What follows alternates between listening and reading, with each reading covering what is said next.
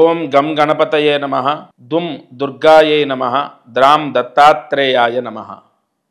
మారుతి అనుగ్రహం ప్రారంభ 29వ తారీఖు 5వ నెల 2025 గురువారం, ఆరుద్ర నక్షత్రం, తదియ తిథి.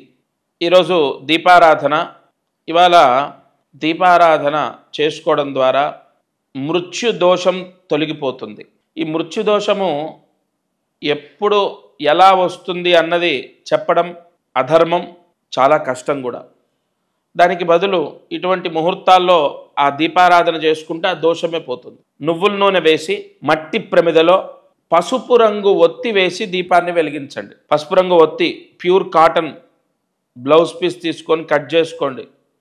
ఒత్తి ఎంత సైజు ఉంటుందో అంత కట్ చేసుకొని మట్టి ప్రమిదలో వేసుకోండి. మట్టి ప్రమిద కూడా ప్రతిసారి కొత్తది వాడక్కర్లే. వాడిన తర్వాత శుభ్రంగా కడిగి పెట్టుకోండి. మళ్ళీ మట్టి ప్రమిదలో వెలిగించండి అన్నప్పుడు వాడండి. మళ్ళీ కడిగి శుభ్రంగా దాచండి. అది భిన్నమైతే పనికిరాదు, కొత్తది తీసుకోవాలి. అంటే క్రాక్ వచ్చినా విరిగిపోయినా పనికిరాదు. విరిగిపోతే దీపారాధన చేయలేం. క్రాక్ వచ్చినా కూడా వాడుతుంటాం కదా, అలా చేయకూడదు. మట్టి ప్రమిదలో పసుపు రంగు ఒత్తి వేసి నువ్వుల నూనె వేసి దీపాన్ని వెలిగించండి.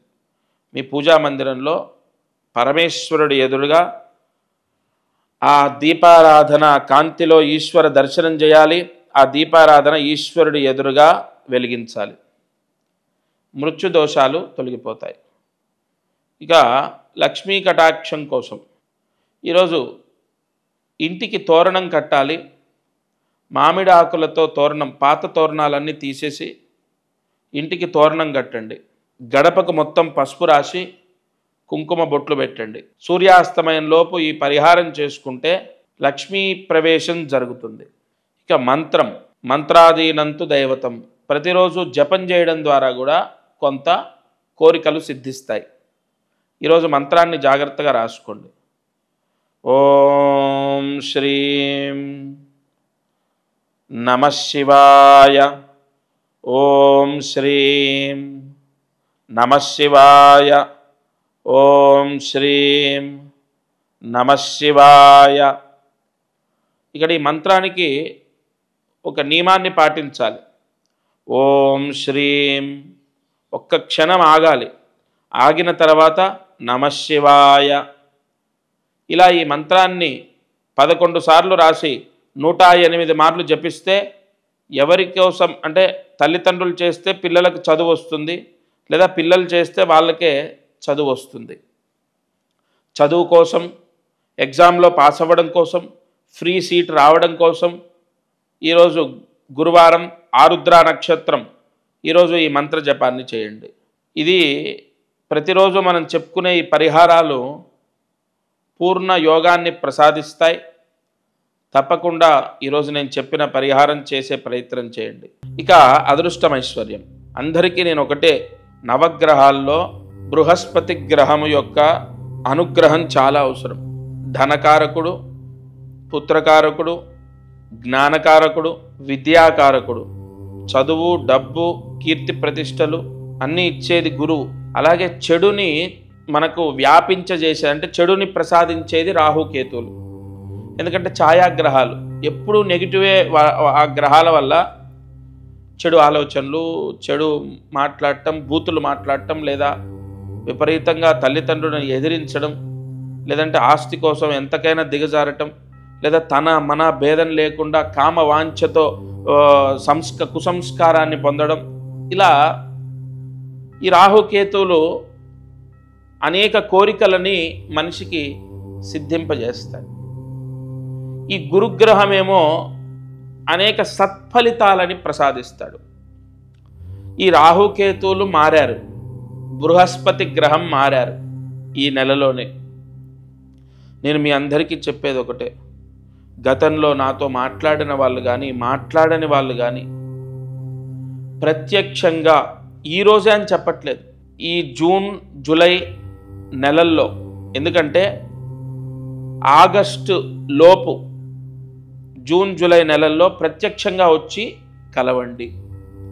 ఎందుకు కలవాలి అంటే ఇక్కడ ఈ 2 నాడీ ముద్రలు ఉంటాయి కదా, కుడి చేతి ఎడమ చేతి బ్రొటనవేలు ఉంటుంది కదా, అందులో కొన్ని చక్రాలు ఉంటాయి. మీరు చిన్నప్పుడు పుట్టినప్పుడు 16వ ఏట వరకు చేతి రేఖలు కొన్ని ఉంటాయి. 16వ ఏడు తర్వాత అంటే 16 ఏళ్ల తర్వాత కొన్ని రేఖలు యాడ్ అవుతాయి, అంటే కొంత మారుతుంది. అలాగే మీ సమయం కూడా మీరు పుట్టినప్పుడు సమయం 10 నిమిషాలు అటు ఇటు ఉంటుంది. కానీ ఈ వేలి ముద్రలు అసలు మారవు. భగవత్ సృష్టి ఎంత గొప్పదంటే కొన్ని కోట్ల జనాభా ఈ భారతదేశంలో లేదా ఈ ప్రపంచం మొత్తంలో కొన్ని కోట్ల జనాభా ఉంది కదా, తంబు మీరు పెట్టండి, మీ తంబుని నేను క్రాస్ చేయాలంటే నా తంబు పెడితే సాధ్యం అవ్వదు. ఏమండి, ఇన్ని కోట్లల్లో ఒకరిది ఒకటి కన్నా మ్యాచ్ అవ్వదా?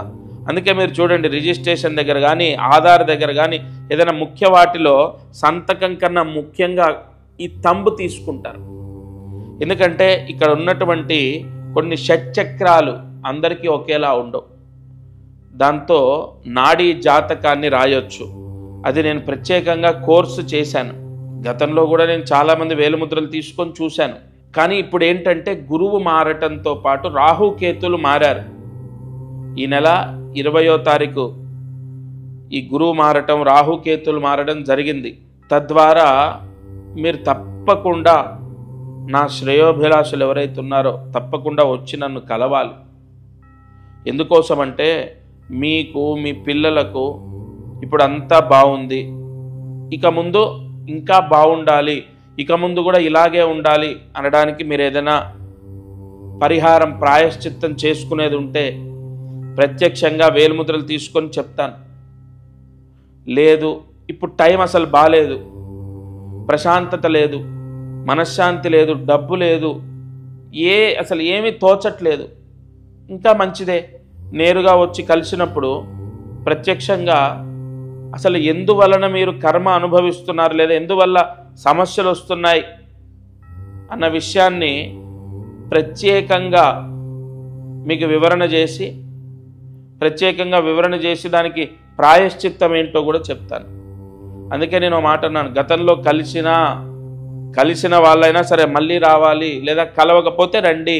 ఇక్కడ ఒకటి మీరు గుర్తుపెట్టుకోవాల్సిన విషయం, ప్రాయశ్చిత్తాలు ఇప్పుడు తల్లిదండ్రులు వచ్చి కలిశారనుకోండి, పిల్లలు రాలేదు, చదువుకుంటున్నారు, లేదా విదేశాల్లో ఉన్నారు, లేదా ఎక్కడో ఉన్నారు, వాళ్ళు రాలేదు, అవసరం లేదు.